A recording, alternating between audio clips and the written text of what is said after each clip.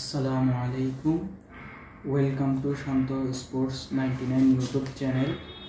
আশা করি আপনারা সকলে ভালো আছেন। আজকের এই ভিডিওতে আমরা দেখব বিপিএলের পয়েন্ট টেবিল। 8 জানুয়ারি আজকের দিন বিপিএলের পয়েন্ট টেবিল এবং পরবর্তী ম্যাচের সময়সূচি। তাহলে সবার প্রথমে আমরা বিপিএলের পয়েন্ট টেবিলটা দেখে নিই।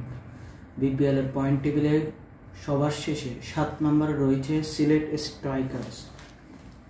সিলেট স্ট্রাইকার্স 3 ম্যাচে 3টি পরাজয়, কোনো জয় এখনও নিতে পারেনি চায়ের জেলাটি। সিলেট স্ট্রাইকার্স এখনও কোনো জয় নিতে পারেনি তারা, তাই তারা রয়েছে সবার শেষে তথা 7 নম্বরে। তাদের নেট রান রেট মাইনাস 2.403, তাদের পয়েন্ট এখনও 0।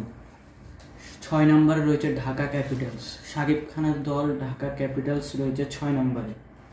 ঢাকা ক্যাপিটালস 4 ম্যাচ খেলেছে, 4টি পরাজয় নিয়ে তারা এখনও 0 পয়েন্ট নিয়ে 6 নম্বরে রয়েছে। তাদের নেট রান রেট রয়েছে -1.812, তাদের কোনো পয়েন্ট নেই। 5 নম্বরে রয়েছে দুর্বার রাজশাহী। এই দুর্বার রাজশাহীকে মানুষ অনেক বলেছিল যে দুর্বার রাজশাহী অনেক একটা দুর্বল দল, তারপরও দুর্বার রাজশাহী কিন্তু একটি ম্যাচ জয় পেয়েছে। অন্যদিকে সিলেট এবং ঢাকা ক্যাপিটালস তারা জয় পায়নি একটি ম্যাচেও, কিন্তু দুর্বার রাজশাহী একটি ম্যাচ জিতেছে। দুর্বার রাজশাহীর নেট রান রেট, দুর্বার রাজশাহী 4 ম্যাচ খেলেছে, 1টি জিতেছে, 3টি হেরেছে। তার নেট রান রেট -1.653, পয়েন্ট রয়েছে 2। 4 নম্বরে রয়েছে চট্টগ্রাম।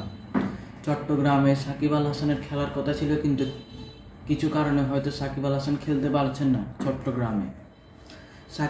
চট্টগ্রামের পয়েন্ট রয়েছে 2। চট্টগ্রাম 2 ম্যাচ খেলেছে, 1 ম্যাচ জিতেছে, 1 ম্যাচ হেরেছে। চট্টগ্রামের জন্য এখনও সুযোগ রয়েছে প্লে অফে খেলা। চট্টগ্রামের নেট রান রেট +1.700। 3 নম্বরে রয়েছে খুলনা টাইগার্স। তারা 2 ম্যাচে 2 জয়, এখনও অপরাজিত খুলনা টাইগার্স। তাদের 2 ম্যাচে 2 জয় নিয়ে তাদের পয়েন্ট রয়েছে 4, তাদের নেট রান রেট +1.425। 2 নম্বরে রয়েছে fortune Barishal, defending champion fortune Barishal, বর্তমানে চ্যাম্পিয়ন। তারা 4 ম্যাচ খেলে 3 জয় এবং 1 হার নিয়ে তারা 2 নম্বরে রয়েছে। তাদের নেট রান রেট +1.115, তাদের পয়েন্ট 6। 1 নম্বরে রয়েছে অপরাজিত দল গ্লোবাল চ্যাম্পিয়ন। কিছুদিন আগে গ্লোবাল চ্যাম্পিয়ন হওয়া 4 দল খেলেছিল, বাংলাদেশের হয়ে প্রতিনিধিত্ব করে রংপুর রাইডার্স গ্লোবাল চ্যাম্পিয়ন হয়। সেখানে 4 দল ছিল, এক বাংলাদেশের থেকে ছিল রংপুর রাইডার্স, তারপর ইংল্যান্ড থেকে একটা দল ছিল, অস্ট্রেলিয়া থেকে একটা দল ছিল, পাকিস্তানের থেকে একটা দল ছিল। সেখানে রংপুর রাইডার্স চ্যাম্পিয়ন হয়। রংপুর রাইডার্স প্রথম 2 ম্যাচ হেরে প্রায় টুর্নামেন্ট থেকে বিদায় নেওয়া প্রায় নিশ্চিত হওয়ার সময় লাস্ট 2 ম্যাচ জিতে রংপুর রাইডার্স ফাইনাল ওঠে, সেখানেই চ্যাম্পিয়ন হয় রংপুর রাইডার্স। 5 ম্যাচ খেলে 5টা জয়, তাদের নেট রান রেট +2.6, তাদের পয়েন্ট রয়েছে 10।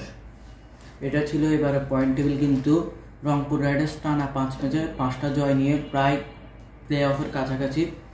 2024-এ মানে এর আগের এই আসরের যে আগের আসর, সেই আসরে খুলনা টাইগার্সও কিন্তু 5 ম্যাচে 5টা জয় নিয়েছিল খুলনা টাইগার্স, কিন্তু পরদিন প্লে অফের সম্ভাবনাটা কিন্তু অনেক কঠিন হয়ে গেছে।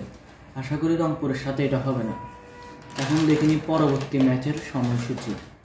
পরবর্তী ম্যাচ রয়েছে আজকে 8 তারিখ, কালকে আজকে 8 তারিখ বুধবার, কালকে 9 তারিখ বৃহস্পতিবার 9 জানুয়ারি ম্যাচ রয়েছে 1টা 30 মিনিট, দুপুর 1টা 30 মিনিটে মাঠে নামবে ফরচুন বরিশাল ভার্সেস রংপুর।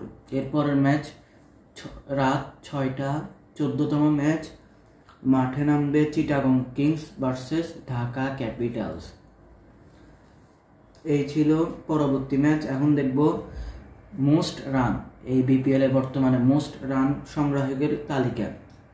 3 নম্বরে রয়েছে এনামুল হক বিজয়। সে ইনিংস খেলেছে 4 ইনিংসে তার রান 185। 2 নম্বরে রয়েছে সাইফ হাসান, রংপুর রাইডার্সের প্লেয়ার সাইফ হাসান। সে ইনিংস খেলেছে 5, তার রান রয়েছে 199। 1 নম্বরে রয়েছে অ্যালেক্স হেলস, রংপুর রাইডার্সের ব্যাটসম্যান। সে ইনিংস খেলেছে 5 ইনিংসে সে রান করেছে 217 রান নিয়ে সে 1 নম্বরে রয়েছে। সুতরাং 1 নম্বরে রয়েছে অ্যালেক্স হেলস, 2 নম্বরে রয়েছে সাইফ হাসান, 3 নম্বরে রয়েছে এনামুল হক বিজয়। এবার দেখব মোস্ট উইকেট শিকারী বোলার। 3 নম্বরে রয়েছে নাহিদ রানা, বাংলাদেশের ইয়াংস্টার, অনেক গতিতে বল করতে পারে নাহিদ রানা। সে 5 ম্যাচ খেলে 9 উইকেট নিয়েছে। 4 নম্বরে রয়েছে খুশদিল শাহ, রংপুর রাইডার্সের বোলার। সে 5 ইনিংসে অর্থাৎ 5 ম্যাচ খেলে উইকেট নিয়েছে 9টি এবং সবার উপরে রয়েছে বাংলাদেশ পেস ইউনিটের নেতা তাসকিন আহমেদ। সে 4 ম্যাচ খেলে 12টি